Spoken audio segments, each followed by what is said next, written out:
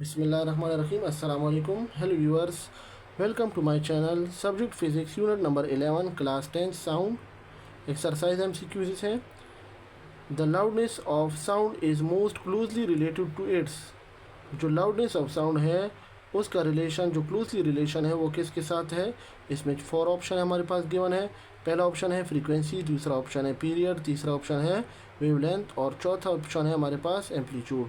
तो इसमें जो करेक्ट ऑप्शन है वो एम्पलीट्यूड है। मींस जो लाउडनेस ऑफ साउंड है वो क्लोजली रिलेटेड है एम्पलीट्यूड का। दूसरा देखिए MCQs है। Various instrument sound different even when they play the same note due to difference in. हमारे पास मुख्तलिफ इंस्ट्रूमेंट है और जो है इनको हमने सेम नोट पे क्या किया, प्ले किए हुए हैं। मींस इनके श्रिल और ग्रेव साउंड सेम होंगे। तो ऐसी उसको हम कौन सी कैरेक्टरिस्टिक ऑफ साउंड कहेंगे। तो देखिए हमारे पास एक पिच ऑफ साउंड है जिसमें श्रिल या ग्रेव होता है, एक लाउडनेस ऑफ साउंड होता है जिसमें हमारे पास ऊपर हमने जो जिक्र किया वो एम्पलीट्यूड पे डिपेंड करता है। तो इसमें जो तीसरा है क्वालिटी ऑफ साउंड और चौथा है इंटेंसिटी।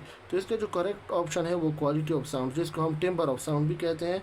यानी सेम नोट के जो आपके पास मुख्तलिफ साउंड हैं और जब उसमें हम क्या फ़र्क वाज़े करें तो वो हमारे पास क्वालिटी ऑफ साउंड कहलाता है।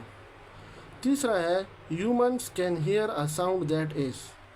Humans can hear a sound that is. Human जो आवाज़ सुन सकते हैं वो कौन सी होती है, लेस दैन 20 हर्ट्स, यानी उसकी फ्रीक्वेंसी 20 हर्ट्स से कम होगी। Between 20 hertz and 20 kilohertz, यानी 20 हर्ट्स और 20 किलो हर्ट्स के दरमियान में होगी। या ग्रेटर दैन 20 किलो हर्ट्स या 20 किलो हर्ट्स से ग्रेटर होगी या नन, यानी इनमें से कोई भी नहीं है।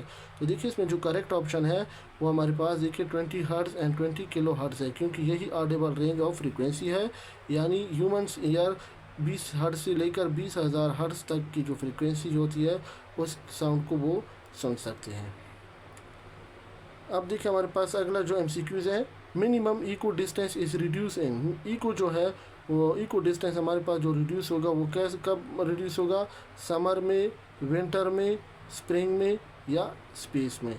तो देखिए हमारे पास विंटर में इको डिस्टेंस जो होगा वो रिड्यूस होगा। आखिरी जो हमारे पास इसका MCQs है इसी यूनिट का।